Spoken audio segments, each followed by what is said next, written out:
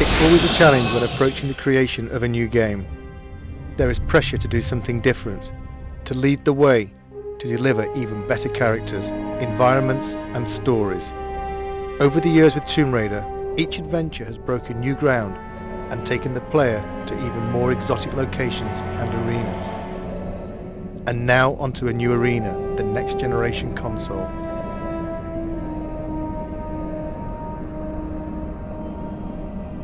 Our vision is to take the player somewhere dark, a place they might not necessarily wish to go, but a place that they'll have to venture if they want to bring Lara back. This world is from the imagination, but based in reality. A dark world, a dangerous world, a world that reflects the change in Lara. It will be a new experience, one that will almost be shocking to people who have played Tomb Raider in the past. From the catacombs of the Louvre to the alleys of Prague, we searched for the seedier side of life. A world that you wouldn't normally see Lara in, but a world that she has no choice but to inhabit. Like her audience, like the game's consoles themselves, Lara has grown up. Her experiences in Tomb Raider 4 have forced her to question herself. This game will ask more questions of her. It was a very conscious decision to leave out elements of Lara's story since Tomb Raider 4. Certain aspects of that story will return. It's just a matter of when and where. For the first time, Lara will have a moral choice to make. It's no longer a clear-cut case of good versus evil. This is a more complex tale which will ask more complex questions of the player. The player controls how the story develops much more than in previous Tomb Raiders. Basically, when Lara talks to a character, the player can also choose whether Lara is nice, nasty, or dismissive to another character.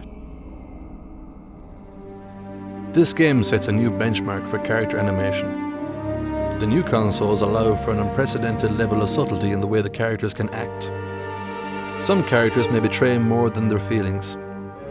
In this world, the player should look as well as listen. The advancements in game technology allow for much more complex movement from the characters. They have spines, joints, they even have fingers. They move in different ways. We borrow these movements from real people. The man on the A57, the woman on the bus. They travel much further than they think. The player will choose which paths to take, which characters to trust, which lies to believe, and which enemy to face. Some enemies may become allies. Some enemies may become something far worse. Certain enemies have taken years of conception, gestating through design and redesign. I am the first to see them born, the first to guide them through the early stages, their first steps, their first kills, until they are finally unleashed upon the world.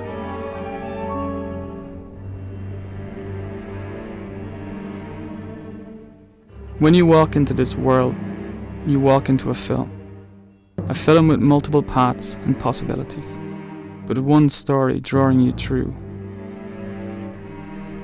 This world begins in an act of darkness. How this world ends is up to you. This is a world of shadows. There is a shadow on Lara. He watches, waits, he bides his time. His name is Curtis. He wants revenge. And Lara will help him extract that revenge.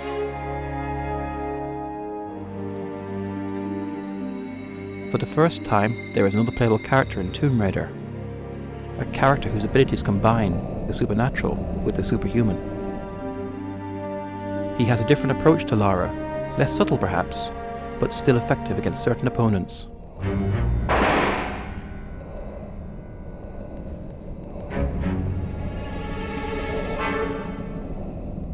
It's a much more intelligent game for the enemies as well as Lara. The PlayStation 2's got much more power to process enemies doing much more complicated things. The enemies in the game have evolved. They will work together. Notice when another enemy is killed and react accordingly. These enemies will pursue Lara. They will not stop. They have not stopped in 600 years. The Monstrum, the Cabal, Eckhart. An unholy trinity guided by an unspeakable force. Their origins lie in the annals of alchemy, not in its purported search for the secrets of gold, but in its real search for the secrets of the atom. If you control the atom, you can control life. You can create life, and you can steal life from others.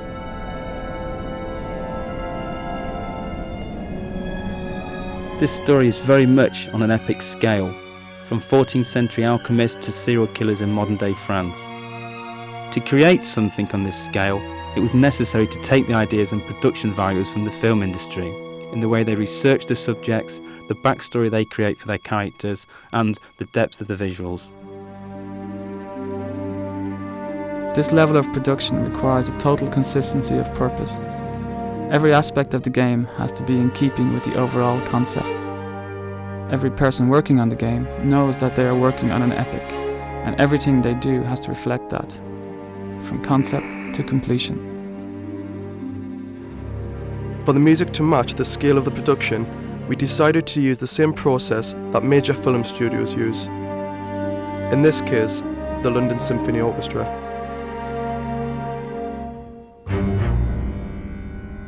It's an overwhelming thought having your music played by 84 of the world's top musicians, but the effect of the music when playing Angel of Darkness will be well worth the shredding of our nerves. On the day of the recording, we are in the good hands of Abbey Road Studios and David Snell, the conductor. In a sense, he visualises the music and translates it to the ears. We wanted the music to be ever-present, draw you into the world without you noticing. Part of the style of this game is that all the elements work together, bide their time, wait for the moments when they are needed. At core, we had a very clear vision of where we wanted to go. We wanted to take the Lara we all knew and put it into a game, a situation that no one knows. Tomb Raider has always set the benchmark for games. This game will be no different. Some may see elements of various filmmakers, such as Luc Besson, David Fincher. Some may see elements of various artists, Grunwald, Bosch. All will see something they haven't seen before. When we wrote this story, we wrote a book. This game is only the first few chapters of that book. This game opens a lot of doors and only closes a few of them.